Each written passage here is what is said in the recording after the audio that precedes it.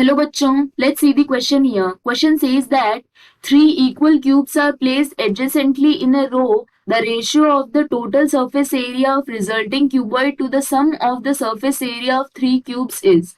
We will start the solution here. और सबसे पहले इस केस में हम स्टार्ट करते हैं की कॉन्सेप्ट के साथ. तो इस केस के लिए की कॉन्सेप्ट हो जाएगा formula of total surface area of cuboid. So formula of total surface area of cuboid ये होता है twice of length multiplied by breadth plus breadth multiplied by height plus height multiplied by length. So यहाँ पे TSA ये represent करता है total surface area को. As we know in case of a cube जो सारी की सारी साइड्स होती है वो इक्वल होती है. That means total surface area of cube ये होता है equal to 6 times of side of cube whole square.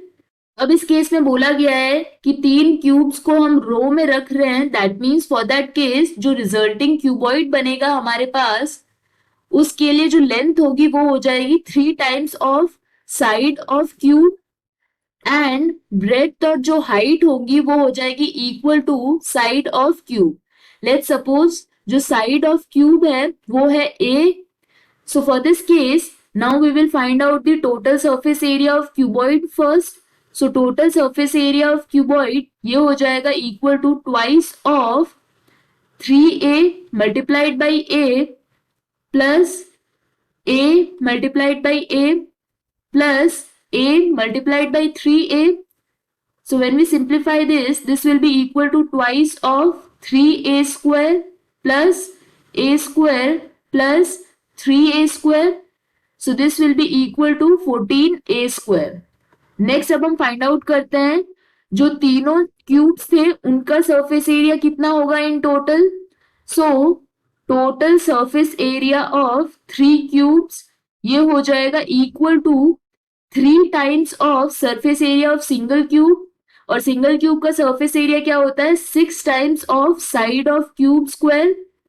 So this will be equal to 18A square. अब हमें यही रेशियो फाइंड आउट करना था इस केस के लिए. So total surface area of cuboid to total surface area of 3 cubes ये हो जाएगा equal to 14A square divided by 18A square. A square से A स्क्वायर कैंसिल आउट हो जाएगा और ये रहेगा 7 divided by 9. Therefore, for this case, the ratio is 7:9, which is option A in this case. This is the final answer. I hope you understood the explanation. All the best.